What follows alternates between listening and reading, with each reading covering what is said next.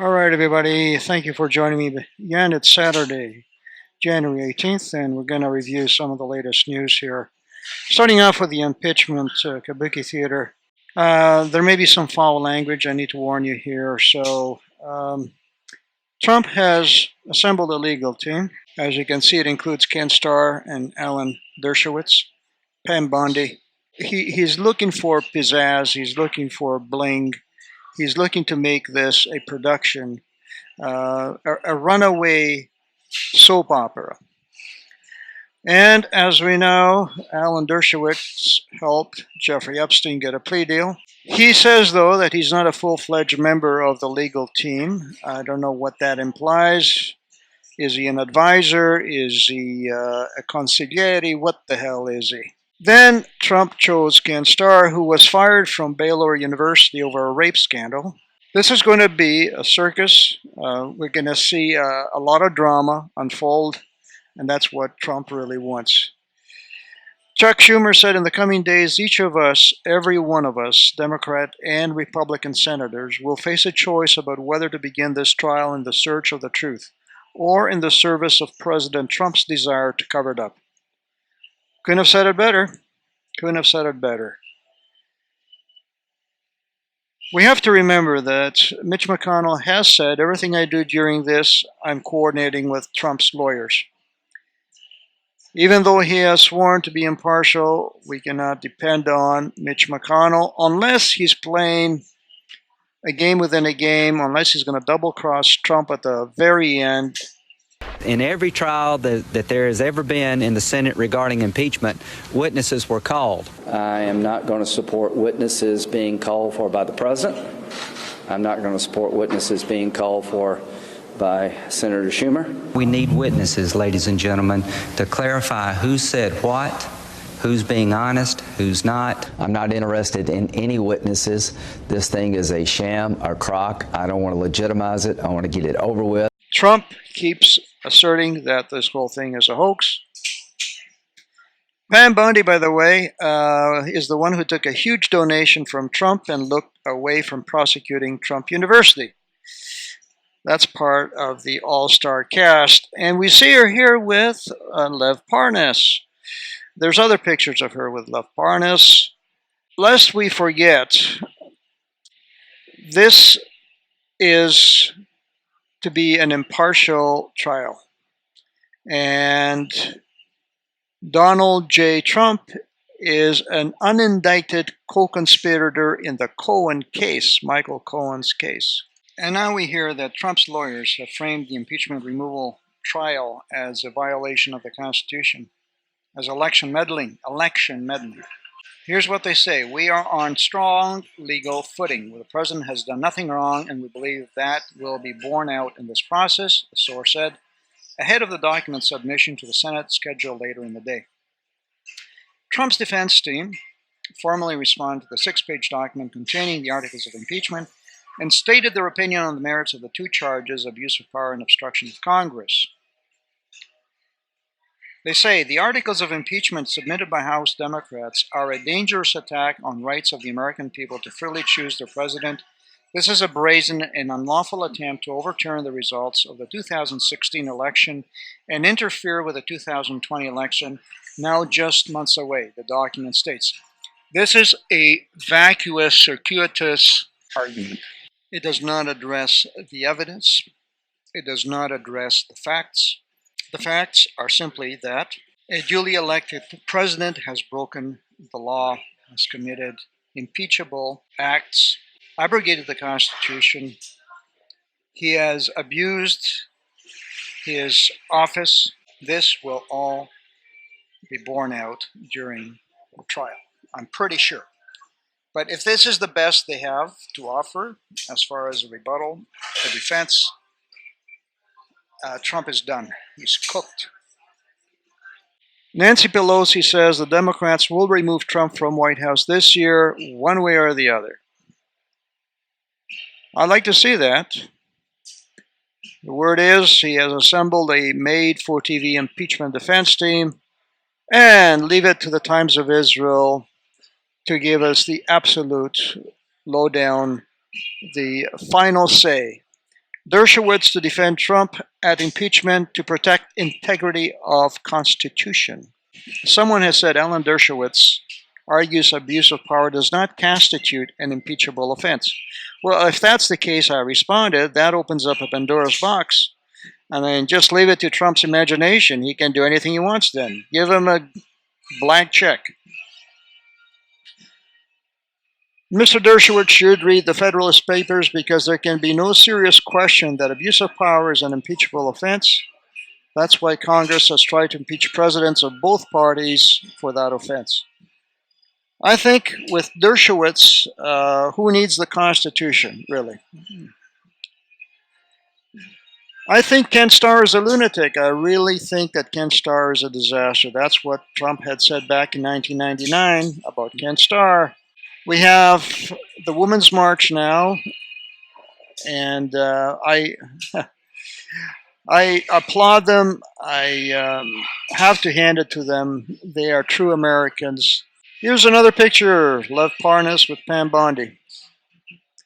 One thing is for sure, the Republicans rule out an outright dismissal of the impeachment charges. That's a good sign. Here's a picture of the Women's March. Just gotta love these people. Gotta love these people marching out there in the cold. Oh, my heart goes out to them. Okay, now let's take a look here at the criminality in the Trump administration. This is a meme that I created. It's becoming almost laughable. There are so many pictures of Lev Parnas and Trump. Just wanted Joe Biden out. What's your response? Well, I don't know him. I don't know Parnas, other than I guess I had pictures taken, which I do with thousands of people, including people today that I didn't meet, but just met him. I don't know him at all. Don't know what he's about. Don't know where he comes from. Know nothing about him. I can only tell you this thing is a big hoax. It's a big hoax. We call it, this is the current hoax. We've gone through the Russian witch hunt. We've gone through a lot of. There's one here. As you can see, they are very cozy and friendly. What do we have here? We have a table set for President Donald Trump and Lev Parnas right beside him. He must have been a very important person to be right beside Trump. Here's Kellyanne Conway with Lev Parnas. Of course, she claims she doesn't know him. Right. Here's Donnie Jr. Here's one with Ivana Trump.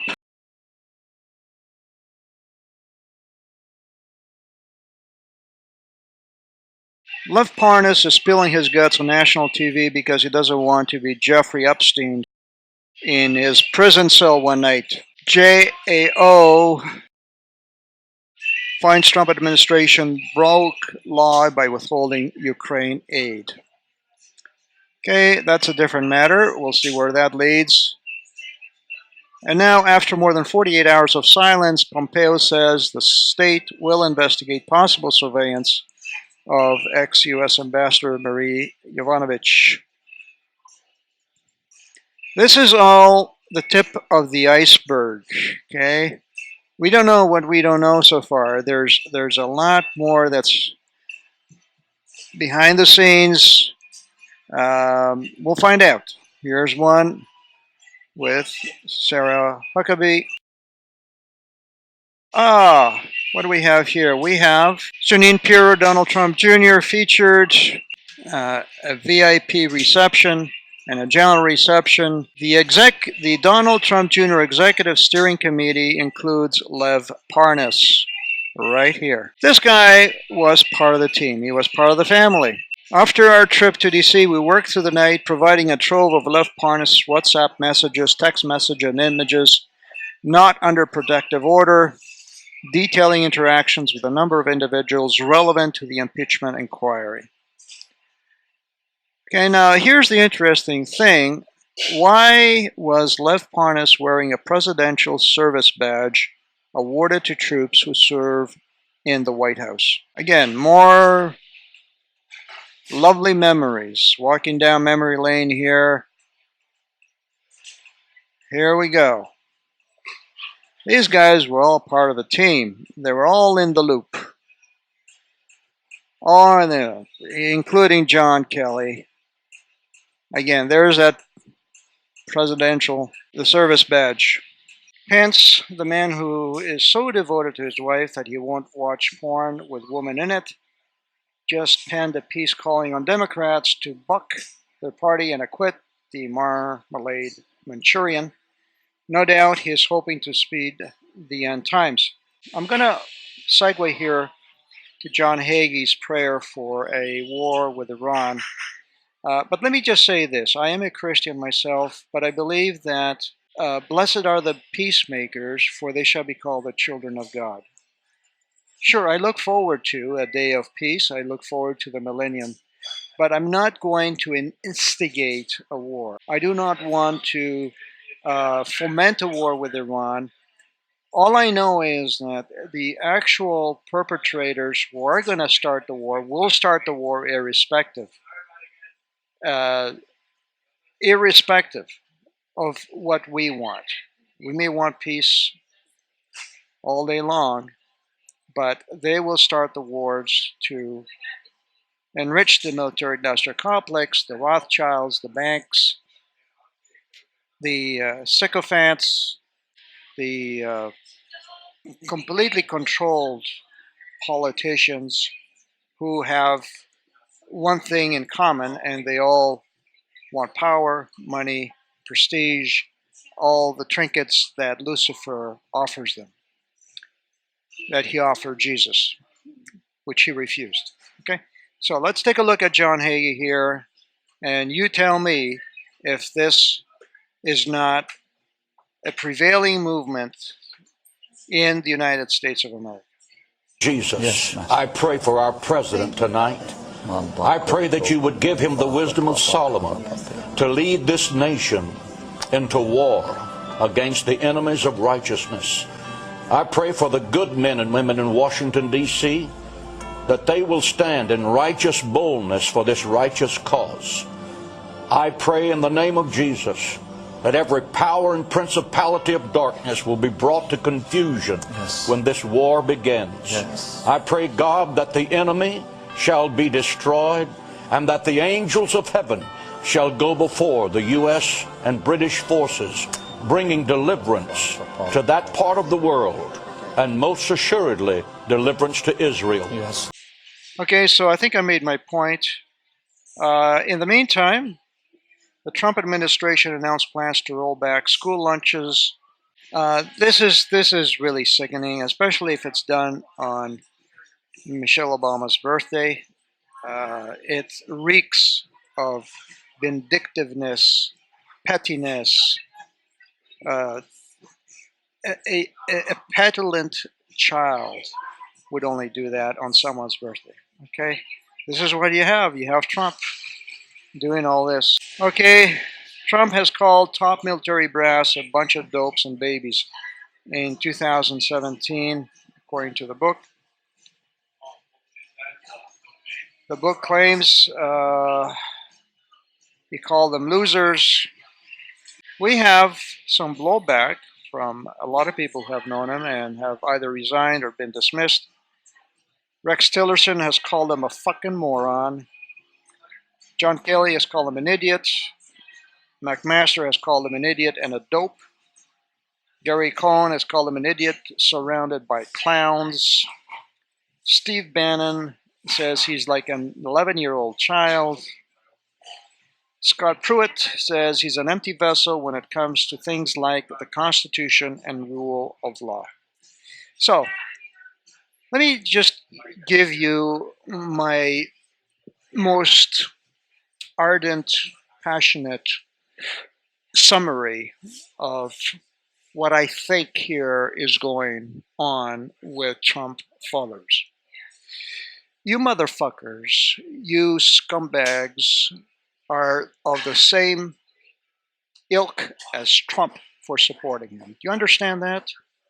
If you are supporting this piece of trash, you are no better than him, okay? Never mind your fucking Christian ethics.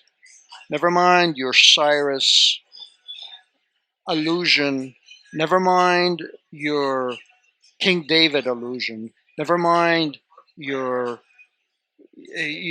your assertion that he is the embodiment of God, the apotheosis of God. Okay, Trump is the creepiest, most detestable creature that I have ever had the displeasure of knowing.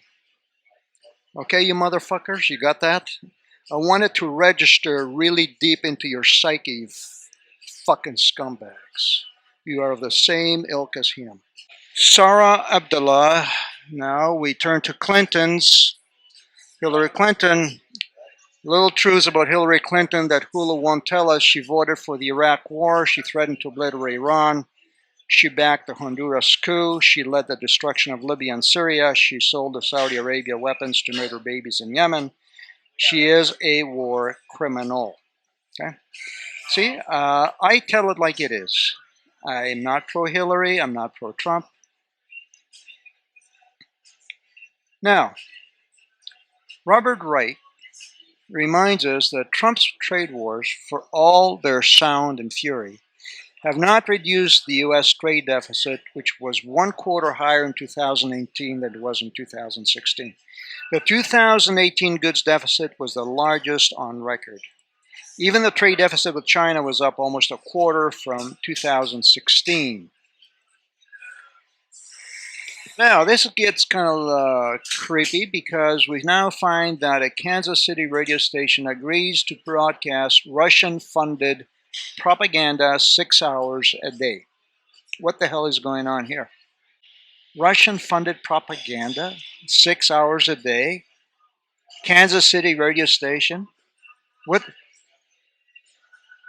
This is unthinkable. It just goes to show you where we're headed. Okay, this is the slippery slope. This is where we're headed. You got a president who's allowing this. He's allowing another country to come in here and spill its bullshit on us. Okay, never mind Russia. How about Israel? How about the Israeli-controlled media? Huh? Why doesn't he talk about that? Why doesn't he talk about the dual citizens in government? I don't care if they're dual citizens from Belgium or Liechtenstein or Gibraltar. If they're dual citizens, they should not be in government. You're either an American or you're not. Get the fuck out of the government. Top officials confirm that Saudi paid $500 million to cover troops' costs.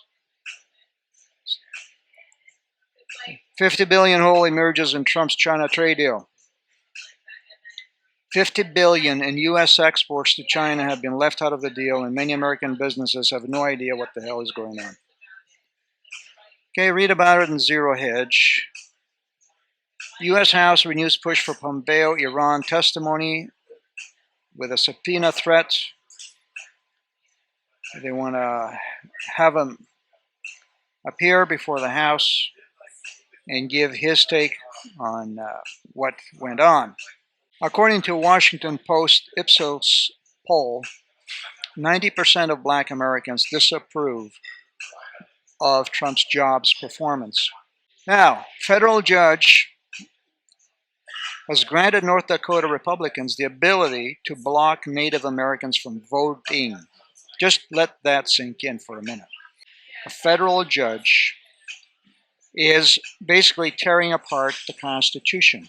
Who gives a judge, a court, the prerogative to abrogate the Constitution? They should be up in arms. Here we go. It's not a joke. We talked about this. Trump is looking into making bribery legal. It's just so unfair that U.S. companies aren't allowed to pay bribes to get business overseas. We're going to change that. The administration confirmed it's pursuing legalizing bribery on Trump's order. So if you are supporting this piece of shit motherfucker, son of a bitch, spawn of Satan, you are complicit. His criminality goes back, way, way back. I should have added another slide here. But I'm going to include the tinyurl, tinyurl.com/Saint Just take a look at this video. It's a must-watch video. It gives you the inside track of who Trump has been dealing with all his life and why he is the way he is. He is a pathological liar. He told us all was well. He told us no Americans were hurt, yet he's a liar. It takes a special kind of liar to tell families of injured service members their sons and daughters are fine. Because now we find out 11 Americans were injured in that Iranian attack when Trump said all is well. Okay? Again, he doesn't give a shit what you guys think. He doesn't give a flying fuck what you guys think. You understand that? Okay, all he cares about is his popularity. Like he said, he could shoot somebody right in the head on Fifth Avenue and people would still vote for him because he's a cult leader. For the record, now former Secretary of State Rex Tillerson did not call Trump a moron. He called him a fucking moron. Good for Rex. He should know. Here we go. Look, this is about Puerto Rico. Okay. Trump says Puerto Rico has to pay workers below $15 an hour if it wants help with disaster aid. What kind of shakedown is that? Who the hell is he? This fucking piece of shit is telling Puerto Rico that has just suffered earthquakes that it cannot receive aid unless it starts paying its workers under $15 an hour. And somebody's keeping track of Trump's trolls and bots, and followers. There has been an increase, as you can see here on the bottom right, of 3 million Trump bots, trolls, followers since December 131 to January 17th. 3,029,217. They're coming out of the woodwork. I've had interactions with a lot of them. They have just recently joined up on Twitter. They have maybe 20 followers. They're following maybe 3, 4, 10 people. Now here's an interesting little tidbit. Pentagon loses track of $500 million in weapons equipment given to Yemen. Wait a minute. I thought we were arming Saudi Arabia to fight Yemen. Why are we playing both sides? Why are we funding both sides, arming both sides? Okay, this is how the banks, this is how the military-industrial complex makes money. Okay, they don't give a shit where those arms are going as long as they're selling them.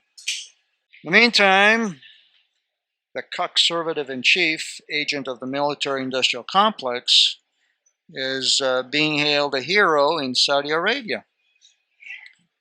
He's holding hands with the king while Melania is walking in the background. Okay. We have the approval ratings of some of these senators that is sinking. You can see here for yourself. I'm not going to go over the list. And finally, by Maureen, I don't think so. My brother and family, 13 strong, left the Republican Party because of Trump's lies and corruption. They will vote Democrat in the next election. Well, I wish it wasn't twiddly-dee, twiddly-dum. I wish we had ways to get independence in the ballots. I wish we didn't have to have billionaires and super PACs only. I wish we could have just individuals who love America with a passion and have the integrity and the will and the resolve, the experience, the acumen to put the deep state to sleep. To sleep, and I mean permanently sleep. But that's not going to happen. America is in its death throes. Now we get into the international news, and we have an opinion. I do not subscribe to this person's opinion, but he believes that U.S. officials must face execution for ordering Soleimani assassination. And there's a video that you can find at Veterans Today where Kevin Barrett gives his take on this. We have anti-government protests in France. These are not being reported by the media. Rouhani, withdrawal from region serves U.S. own interests, restores regional security. We have even Bernie Sanders saying lying Trump could spark war with Iran.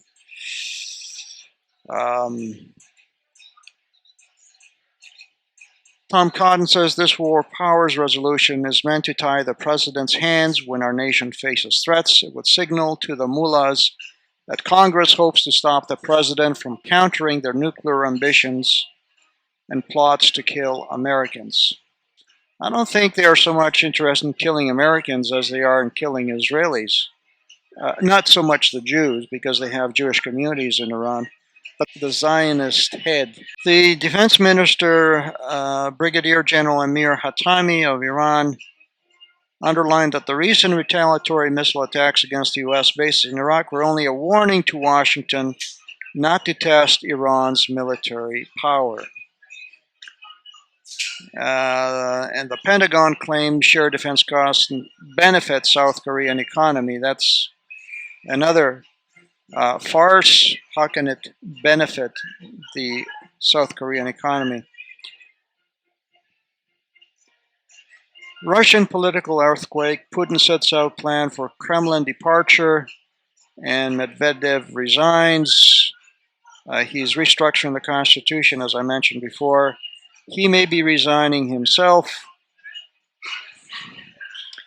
We have continual Israeli strikes at Hamas in Gaza. That's for the second day.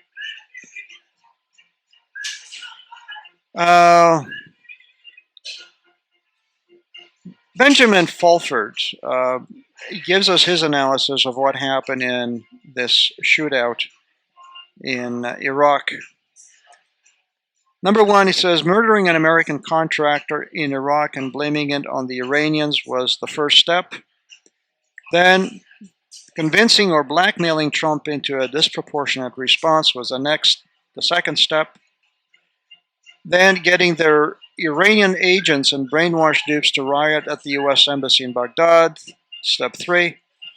Step 4 was forcing Trump to commit a war crime by murdering Iranian General Qasem Soleimani.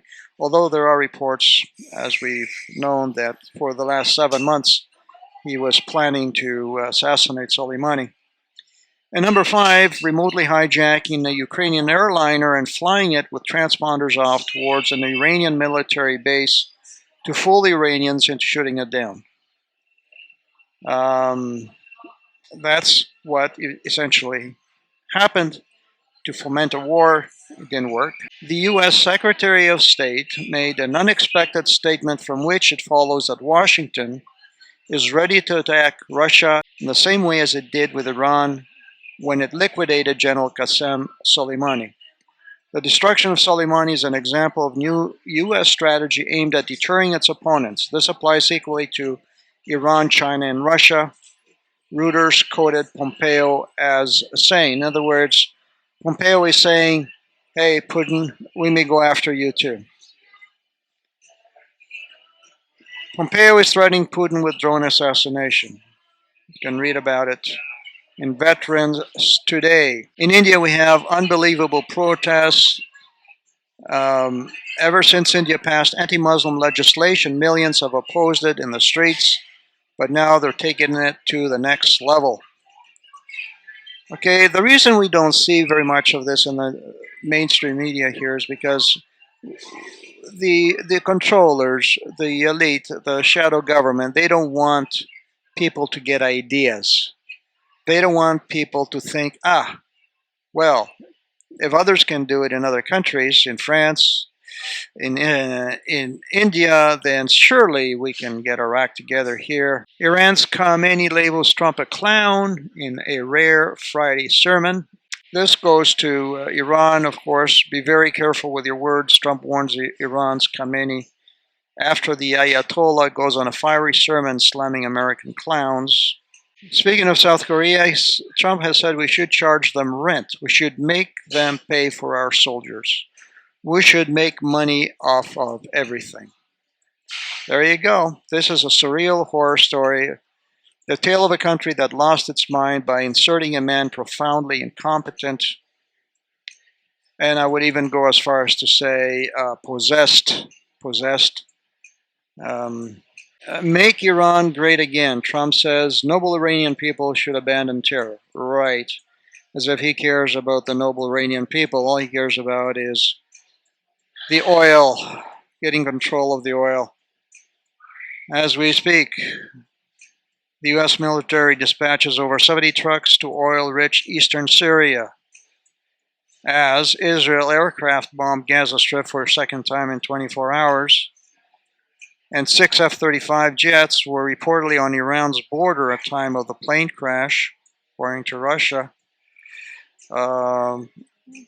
Forces are withdrawing from the NATO March drill in Norway due to the Mideast tension. This is January 16th. So we are reallocating, repositioning forces. Something is going to happen soon. Benjamin Netanyahu is a serial abuser of diaspora Jews. Well, that's interesting. This is from Haaretz, which is a Jewish publication. Israeli governments traditionally engage with diaspora Jews by requesting they donate money, give unquestioning support, and shut up. Netanyahu has gone way further. So here's a very caustic, incendiary remark about the prime minister of the Jewish state. And yet it is not considered anti-Semitic. Now, if any American had said this of Netanyahu, he would have been considered anti-Semitic, right? And therein lies the dystopia, the schizoid matrix. A U.S. military leader expresses full confidence in ability to defend against North Korea, new North Korea missiles. Really?